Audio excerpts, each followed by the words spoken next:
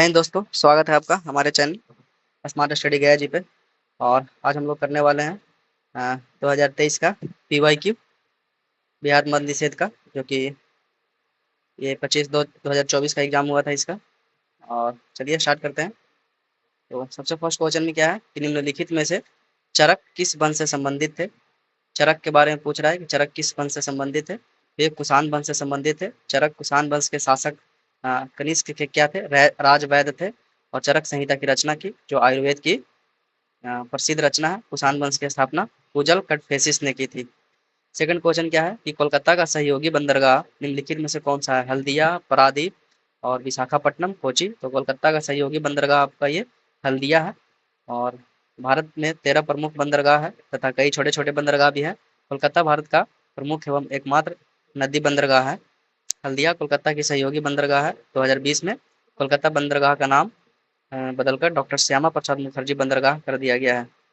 3 में क्या है कि बिहार में मानव अधिकार आयोग का गठन कब हुआ। ह्यूमन राइट्स कमीशन का गठन कब हुआ है बिहार में। तो ये 2000 ईस्वी में हुआ है। बिहार राज्य का मानव अधिकार आयोग की स्थापना जनवरी 2020 में हुई थी। जनवरी 2000 में हुई थी, लेकिन जून 2008 में इसका औपचारिक गठन हुआ था।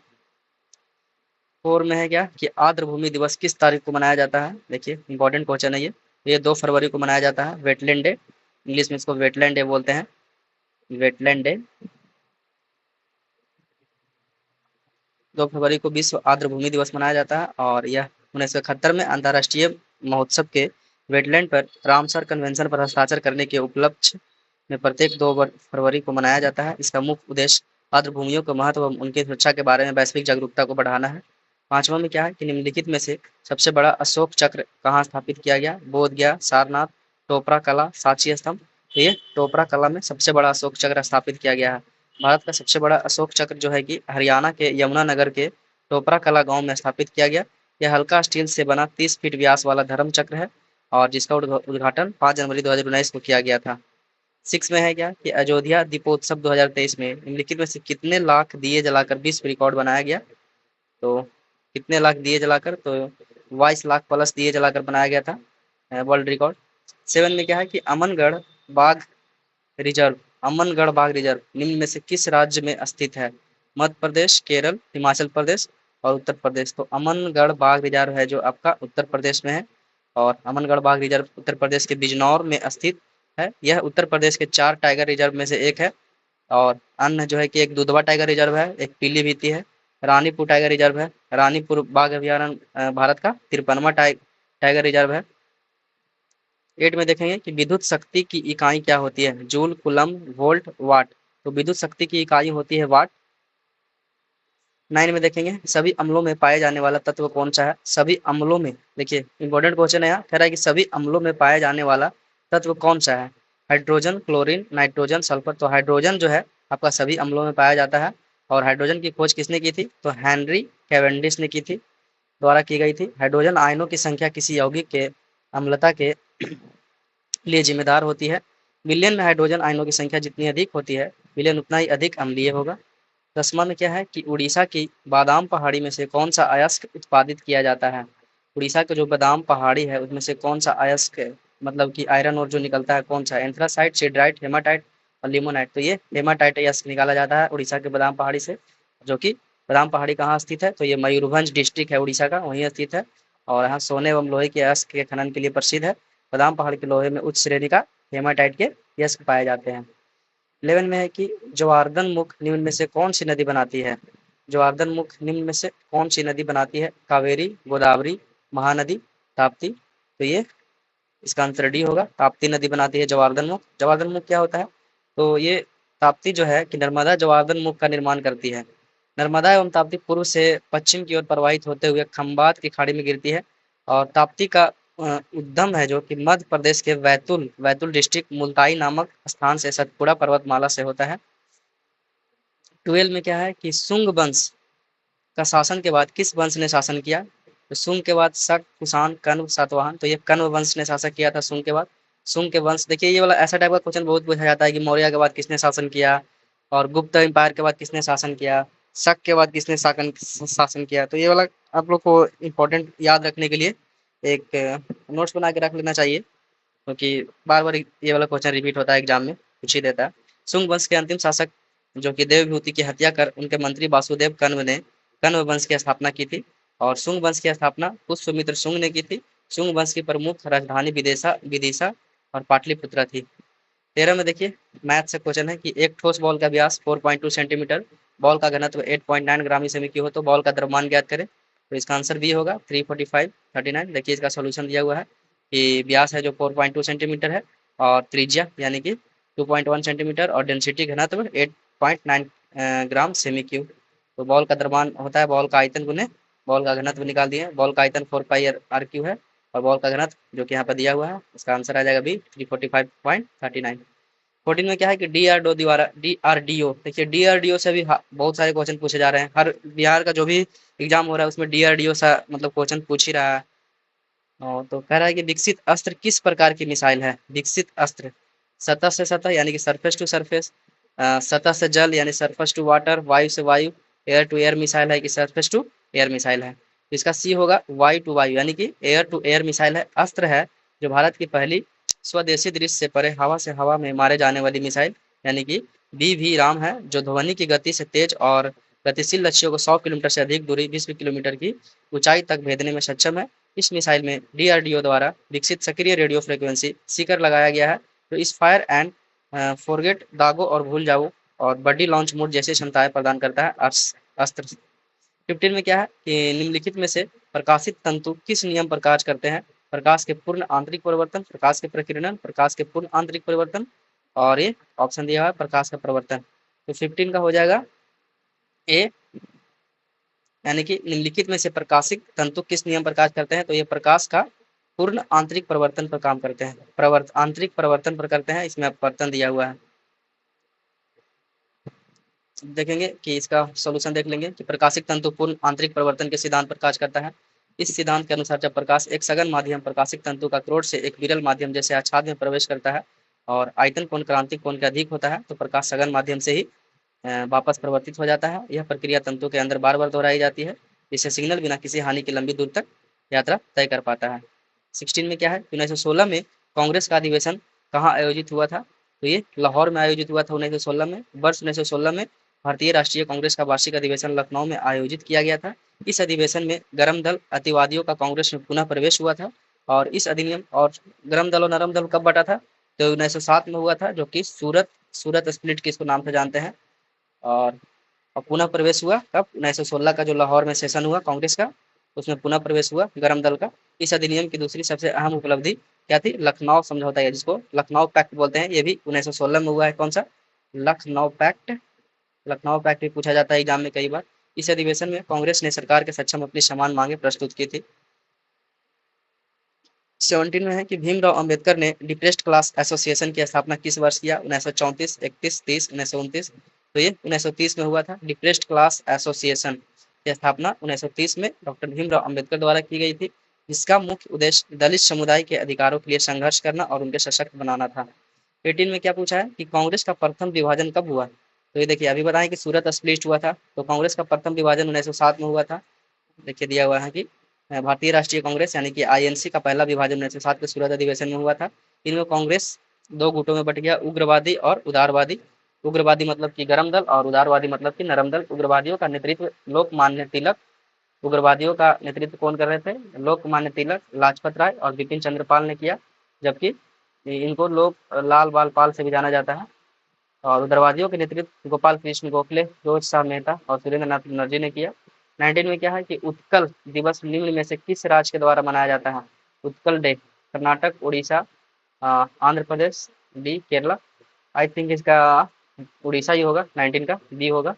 हाँ 19 का बी होगा, क्योंकि उत्कल जो जन गण मन गाते हैं उसमें आता है उत्कल, एक उड़ीसा से ही कॉन्टेक्ट होता है उसमें। तो ये सेंस ही बन सकता था क्वेश्चन, इसका उड़ीसा हो जाएगा। उत्कल दिवस निम्न में से किस राज्य में मनाया जाता है, तो उड़ीसा में मनाया जाता है। और 1 अप्रैल 1936 में उड़ीसा राज्य गठन के उपलक्ष्य में मनाया जाता है। उड़ीसा राज्य के गठन के उपलक्ष्य में मनाया जाता है उत्कल दिवस, जो 1 अप्रैल 1936 को बिहार से अलग हुआ था उड़ीसा।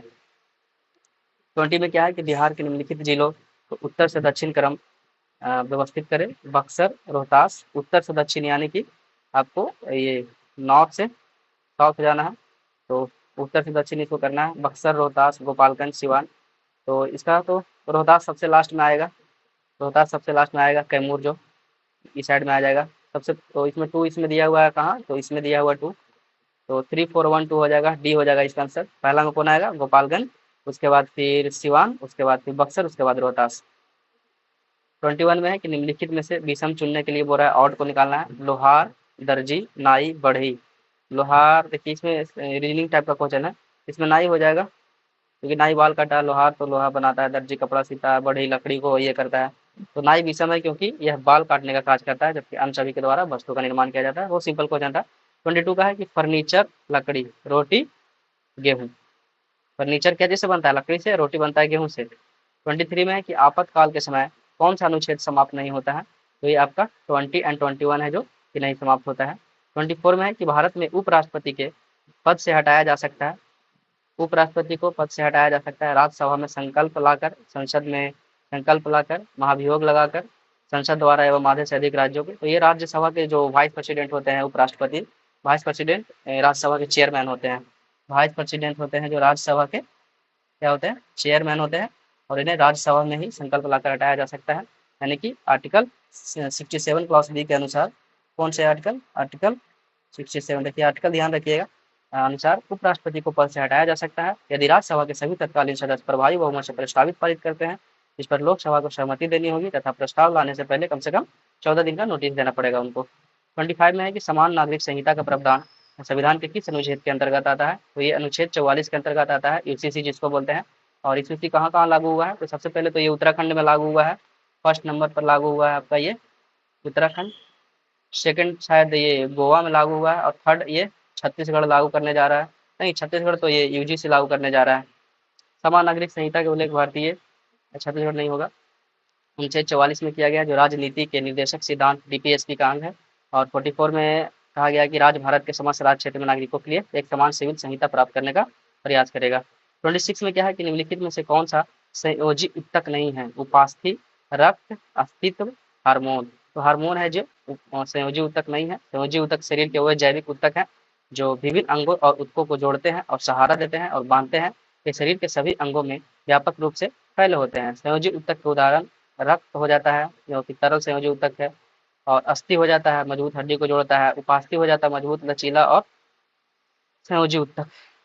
27 में क्या है कि 14वां अखिल भारतीय पुलिस कमांडो प्रतियोगिता 22 जनवरी 2024 को कहाँ पर आयोजित हुआ था, तो ये कन्नापार कर्नाटका में आयोजित हुआ था। 14वां अखिल भारतीय पुलिस कमांडो प्रतियोगिता 22 जनवरी 2024 को कर्नाटका में आयोजित हुआ था। 28 में है कि लोकसभा अध्यक्ष के चुनाव की तारीख किसके द्वारा निर्धारित की जाती है, तो ये राष्ट्रपति के द्वारा निर्धारित की जाती है। लोकसभा चुनाव का क्या पूछ रहा है, लोकसभा अध्यक्ष का चुनाव। तो भारतीय संविधान के अनुच्छेद यानी कि आर्टिकल 93 में लोकसभा के अध्यक्ष एवं उपाध्यक्ष का चुनावी संबंधी प्रावधान है। लोकसभा अध्यक्ष के चुनाव की तिथि राष्ट्रपति द्वारा निर्धारित की जाती है, और लोकसभा की पहली बैठक के तुरंत बाद सदन द्वारा अपने सदस्यों में से अध्यक्ष को चुनाव किया जाता है। लोकसभा के प्रथम अध्यक्ष आपका ये जीबी मलवांकर है। लोकसभा के प्रथम उपाध्यक्ष अनंत संयम अय्यर है, और वर्तमान अध्यक्ष आपका ये ओम बिरला है।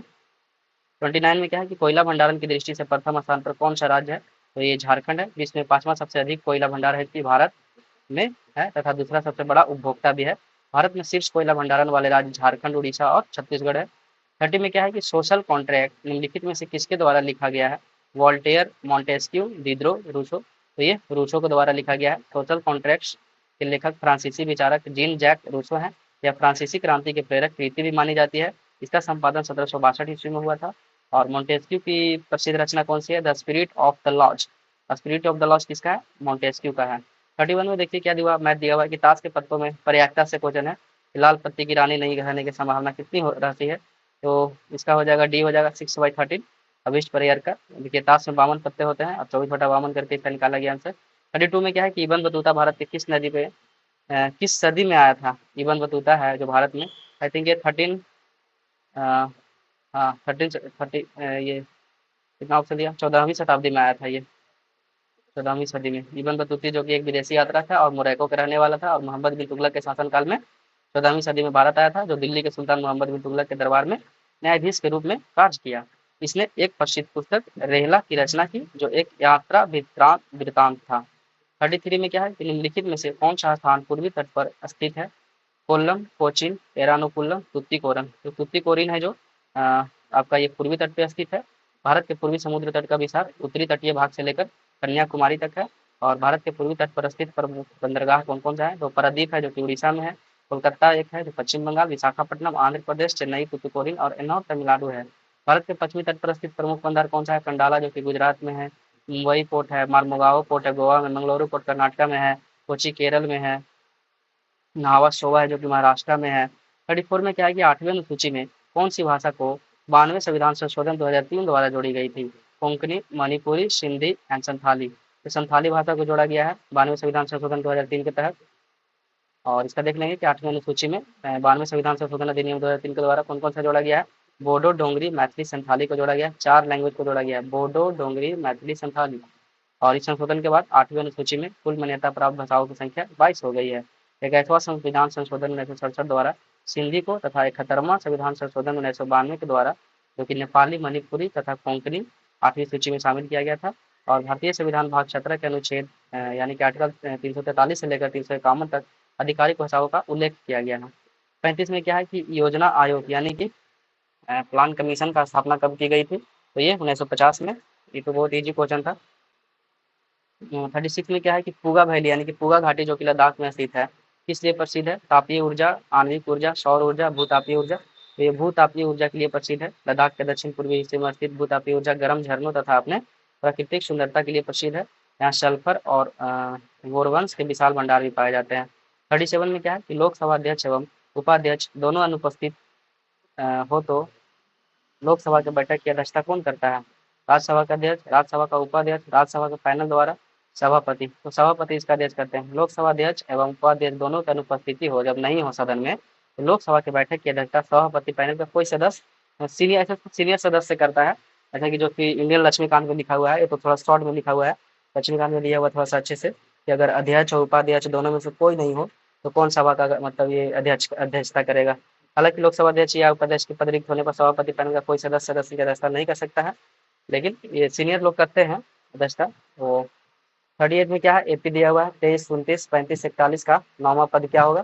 तो एपी निकालने के लिए क्या कर लेंगे? फॉर्मूला बैठा के ये 71 हो जाएगा। इसका आंसर दिया हुआ है, देख लीजिएगा सोल्यूशन, इसका स्क्रीनशॉट ले सकते हैं आप लोग। 39 में क्या है? निम्नलिखित में से निम्नलिखित को सही सुमेलित करें।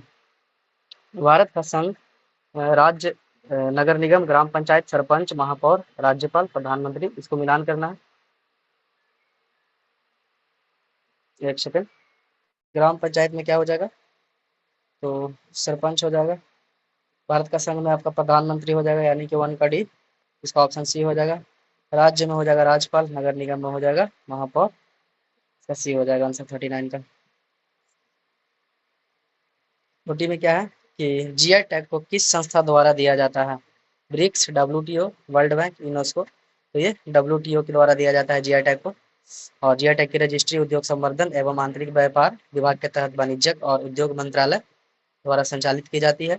यह रजिस्ट्री वस्तुओं को भौगोलिक संकेत, पंजीकरण एवं संरक्षण अधिनियम 1999 के अनुसार दी गई टैग जारी करता है, जो भारत में वस्तुओं के भौगोलिक संकेत अधिकारों को नियंत्रित करता है। यह बौद्धिक संपदा अधिकार के व्यापार संबंधी पहलुआ ट्रिप्स पर विश्व व्यापार संगठन यानी कि वर्ल्ड ट्रेड ऑर्गेनाइजेशन समझौते द्वारा विनियमित और निर्देशित है। 41 में क्या है कि यदि पुलिस को इस खिलाफ लिखा जाता है तो राइटर को क्या लिखा जाएगा? इसका बी हो जाएगा आंसर।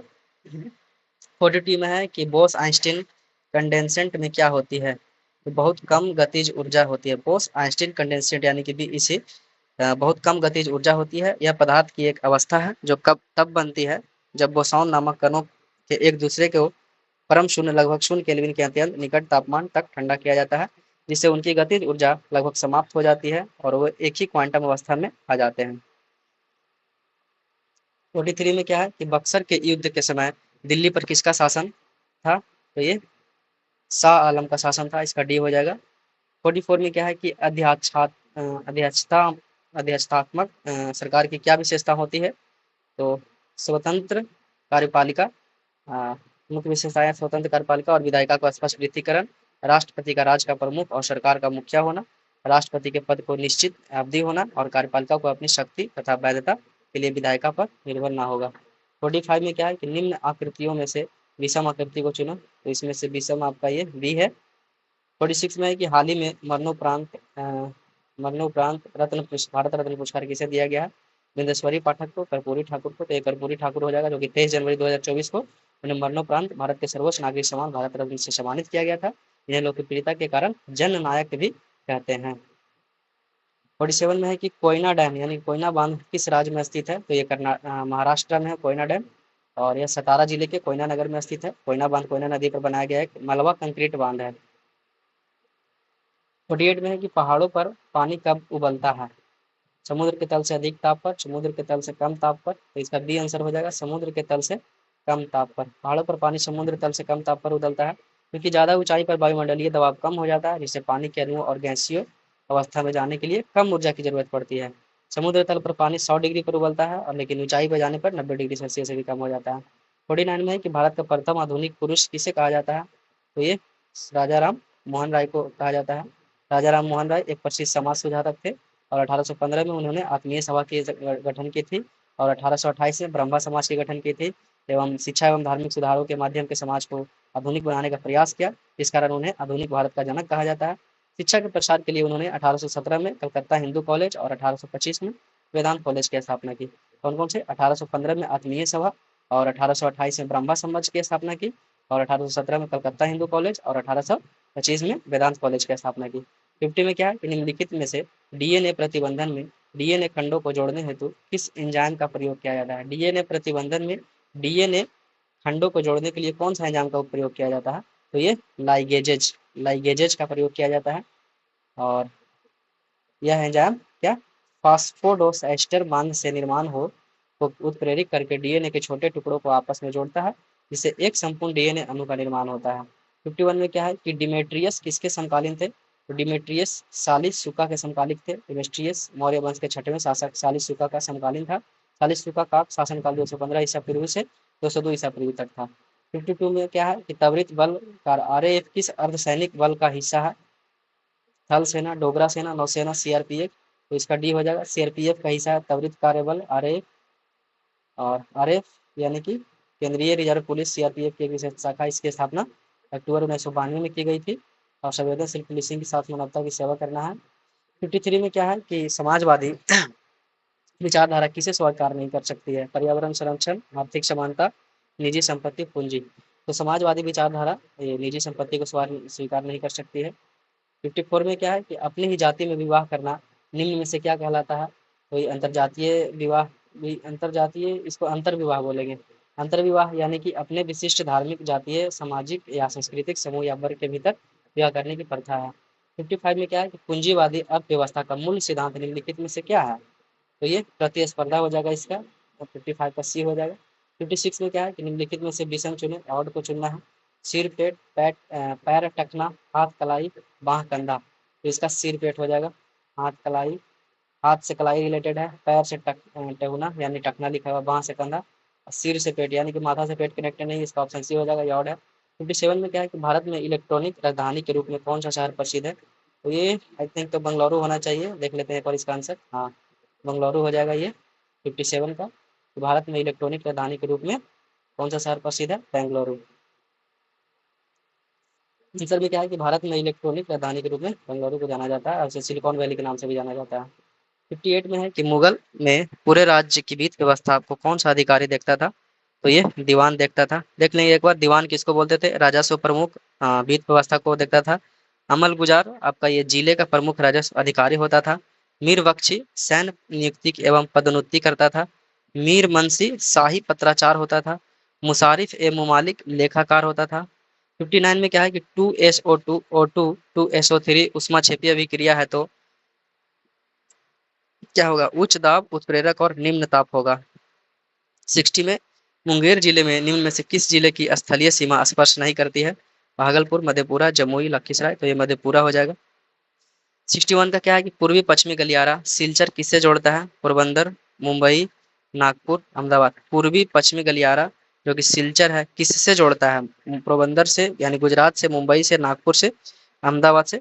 तो 69 का देखेंगे, ये आपका गुजरात पोरबंदर से जोड़ता है, ऑप्शन ए हो जाएगा। पूर्वी पश्चिमी गलियारा सिलचर है जो कि आसाम के सिलचर को गुजरात के पोरबंदर से जोड़ता है, और यह राष्ट्रीय राजमार्ग विकास परियोजना का एक हिस्सा है। इसकी लंबाई 3300 मीटर है और सॉरी 3300 मीटर लिखा हुआ, यानी कि ये तो 3300 किलोमीटर होना चाहिए। और यह असम, पश्चिम बंगाल, बिहार, उत्तर प्रदेश, मध्य प्रदेश, राजस्थान, गुजरात 3300 किलोमीटर यहाँ पे होगा। 62 में क्या है कि निम्नलिखित में से कौन सा कथन असत्य है? दो या दो से अधिक तत्वों के रासायनिक संयोजन से यौगिक बनता है। मिश्रण दो या दो से अधिक पदार्थों को रासायनिक संयोजन से बनता है। ये ऑप्शन है जो आपका गलत है, इसका बी हो जाएगा। कह रहा है कि मिश्रण दो या दो से अधिक पदार्थों का एक भौतिक संयोजन होता है।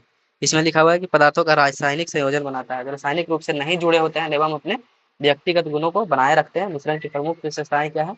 अनिश्चित अनुपात होता है उसका, रासायनिक बंधन नहीं होता है उसमें, मूल गुणों की संरक्षण होता है, पृथक्करण संभव होता है।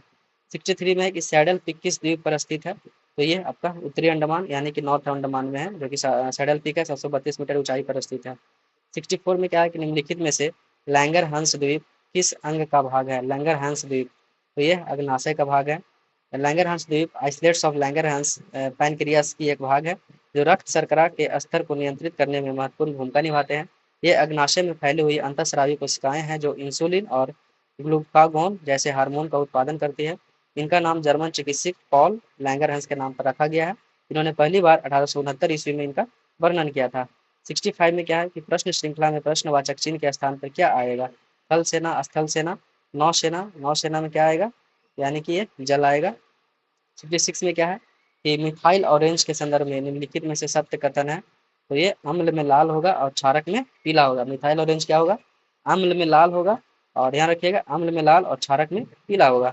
मिथाइल ऑरेंज C14H14N3NaO3 का एक पीएच सूचक है, जो अम्लीय माध्यम पीएच ग्रेटर देन 3.1 में लाल रंग और क्षारीय में पीला रंग दिखाता है। उदासीन विलयन में यह नारंगी रंग का होता है और इसका उपयोग अम्ल, क्षार और अनुमापन में किया जाता है। देखिए ये उदासीन विलयन में नारंगी रंग का होता है। 67 में क्या है कि लोकसभा में विपक्षी नेता का दर्जा प्राप्त करने हेतु कुल कितने सीटें आवश्यक होती है? तो ये लोकसभा का 10वां हिस्सा। 68 में क्या है कि अंतर्राष्ट्रीय न्यायालय में न्यायाधीशों की कुल कितनी संख्या होती है? तो अंतर्राष्ट्रीय न्यायालय में न्यायाधीशों की कुल संख्या 15 है, और जिन्हें संयुक्त राष्ट्र महासभा और सुरक्षा परिषद द्वारा 9 वर्ष के कार्यकाल के लिए चुना जाता है। 69 में देखिए रीजनिंग का क्वेश्चन है, तो इसका ऑप्शन हो जाएगा आपका बी। 70 में क्या है कि निम्नलिखित में से न्यायालय किस मामले में हस्तक्षेप नहीं कर सकता है? पंचायतों में सीटों के आवंटन, चुनावी क्षेत्र का परिसीमन, तो इसका बी हो जाएगा। एक और दोनों में हस्तक्षेप नहीं कर सकता है। पंचायतों में सीटों का आवंटन तथा चुनावी क्षेत्र का परिसीमन के संदर्भ न्यायालय हस्तक्षेप नहीं कर सकता है। आर्टिकल 329 चुनावी क्षेत्रों के परिसीमन तथा अन्य चुनावी मामलों में न्यायालय के हस्तक्षेप परिभाषित करता है। और आर्टिकल 243D में पंचायत सीटों का आवंटन का प्रावधान है। अनुच्छेद 21 किससे संबंधित है? तो ये आपका प्राण एवं दैहिक अधिकार से संबंधित है। 19 से 22 स्वतंत्रता का अधिकार, 25 से 28 धार्मिक स्वतंत्रता का अधिकार, 32 में क्या है संवैधानिक उपचारों का अधिकार, रिट्स। 72 में क्या है कि दिलवाड़ा का जैन मंदिर निम्न में से किस पर्वत पर स्थित है? राजगीर, समेत पर्वत, पावापुरी, माउंट आबू। दिलवाड़ा का जैन मंदिर कहाँ? अरावली पर्वत की श्रृंखला माउंट आबू पर स्थित है। यह मंदिर संगमरमर की जटिल नक्काशी के लिए विश्व प्रसिद्ध है तथा जैन वास्तुकला का एक अद्भुत उदाहरण है। इस मंदिर का निर्माण 11वीं से 13वीं शताब्दी के मध्य हुआ था। इस मंदिर में बीमल शाह के द्वारा बनाया गया था। 73 में है कि 1946 में हुए शाही नौसेना विद्रोह का नेतृत्व किसने किया था? तो ये एस खान ने किया था। 1946 में शाही नौसेना विद्रोह का नेतृत्व सिग्नलमैन एस खान के टेलीग्राफिस्ट मदन सिंह ने किया था। इन्हें विद्रोहियों द्वारा क्रमशः अध्यक्ष और उपाध्यक्ष चुना गया था। 74 में है कि मेजर ध्यानचंद खेल रत्न सम्मानित खिलाड़ी चिराग चंद्रशेखर शेट्टी को किस संबंध खेल से संबंधित है? ये बैडमिंटन से संबंधित है। देखिए ये वाला ऑप्शन दिया था अभी बिहार पुलिस का कांस्टेबल ऑपरेटर एग्जाम में, चिराग चंद्रशेखर शेट्टी, कुछ इससे रिलेटेड क्वेश्चन पूछा था, लेकिन इसका ऑप्शन तो ये नहीं था, लेकिन ये ऑप्शन दिया हुआ था चिराग चंद्रशेखर शेट्टी। तो ये मेजर ध्यानचंद खेल रत्न से सम्मानित खिलाड़ी चिराग चंद्रशेखर शेट्टी बैडमिंटन में संबंध रखते हैं, और वह भारत के लिए एक प्रमुख बैडमिंटन खिलाड़ी है। इन्हें 2024 यानी कि 2023 के लिए मेजर ध्यानचंद खेल रत्न पुरस्कार बैडमिंटन में उनके उत्कृष्ट योगदान के लिए दिया गया था। 75 में क्या है कि फ्रांस और संयुक्त अरब इमारात के साथ भारत ने कौन सा युद्ध अभ्यास आयोजित किया है? तो ये डेजर्ट नाइट फ्रांस और यूएई के साथ भारत ने किया है। 76 में क्या है कि LLM यानी कि लार्ज लैंग्वेज मॉडल को कोर ओवर एआई कंपनी में ने निम्न में से किस नाम से विकसित किया है? तो ये भारत जीपीटी नाम से विकसित किया है। 77 में क्या है कि ब्लड प्रेशर को किससे व्यक्त किया जाता है? सीरा दाब डायस्टोलिटिक सीरोक्लिक्स, डायस्लिसिक, डायोस्टिक्स, सिस्टोलिक। 77 का हो जाएगा आपका बी, ये सिस्टोलिक डायोस्टोलिक होगा। इसका ब्लड प्रेशर को व्यक्त किया जाता है सिस्टोलिक और डायस्टोलिक। ब्लड प्रेशर को मिलीमीटर पारे यानी कि mmHg की इकाइयों में व्यक्त किया जाता है। mm और hg उसको बोलते हैं इंग्लिश में, जो मिलीमीटर ऑफ मरकरी का संक्षिप्त रूप है। माप की दो संख्याएं होती है, सिस्टोलिक ऊपरी संख्या और निचली संख्या को क्या बोलते हैं, डायस्टोलिक निचली संख्या। 78 में क्या है कि दूसरी सबसे बड़ी पाचन ग्रंथि कौन सी होती है, तो ये अग्नाशय होती है। 79 में क्या है कि मुक्त रूप से गिरते हुए पिंड की ऊर्जा क्या होती है, स्थिर रहती है। मुक्त रूप से गिरेगी पिंड तो उसका ऊर्जा, पिंड की ऊर्जा स्थिर रहेगी। 80 में है कि निम्नलिखित में से राज्यपाल किस किस के लिए राष्ट्रपति को सिफारिश करता है। राज्य में संविधान का तंत्र ठप होने पर, विधानसभा भंग करने पर, उच्च न्यायालय के न्यायाधीशों को हटाने हेतु, मंत्रिपरिषद को भंग करने हेतु। इसका डी हो जाएगा 1 2 3। मंत्रिपरिषद को भंग करने के लिए राष्ट्रपति नहीं करता है। 81 में है कि मानचित्र पर किस समतल आकृति का सीमा रेखा का पता लगाकर उसका क्षेत्रफल मापने वाला उपकरण क्या कहलाता है, तो ये एनेमीटर कहलाता है। क्षेत्र की मापी करता है मैप पे। एनेमियोमीटर क्या करता है, हवा की गति और दिशा की मापी करता है। हाइग्रोमीटर आर्द्रता मापी और रोटामीटर आयतन प्रवाह की मापी करता है। 82 में क्या दिया हुआ, नीचे दिए गए चित्र को मोड़ने के बाद हमें कौन सी आकृति प्राप्त होगी, तो ये बी हो जाएगा इसका आंसर। 83 में निम्नलिखित में से कौन सा द्वितीयक समूह का है, तो ये अस्पताल हो जाएगा द्वितीयक समूह का। 84 में क्या है, नीचे दिए गए चित्रों का समूहीकरण कीजिए, तो ये ऑप्शन इसका सी होगा 1 3 और 7।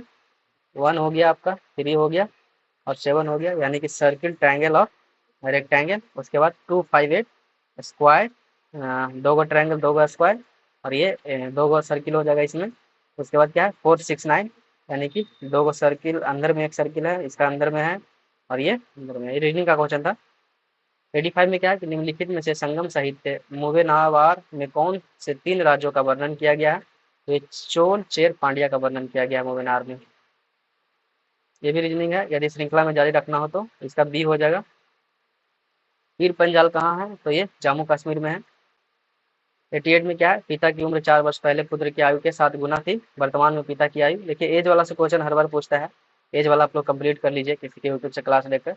तो इसका डी हो जाएगा आंसर 8 वर्ष, माना कि 4 वर्ष पहले पुत्र की आयु x और पिता की आयु 7x। प्रश्न अनुसार इसका निकाल देंगे। 89 में क्या हुआ कि दिए गए विकल्पों में से अच्छों का चयन करें जो निम्नलिखित रिक्त स्थानों को भरने के लिए उपयुक्त हो। BDF ASC JLL, तो इसका क्या हो जाएगा 89 का। 89 का दिया हुआ आंसर में बी, एक सेकेंड सॉरी सॉरी, हाँ 89 का बी हो जाएगा IKM। उसके बाद 90 में ये भी मैथ्स का क्वेश्चन है, तो देख लीजिएगा इसका, इस बार स्क्रीन शॉट ले लीजिएगा क्योंकि मैथ करने में बहुत ज़्यादा टाइम लग जाएगा।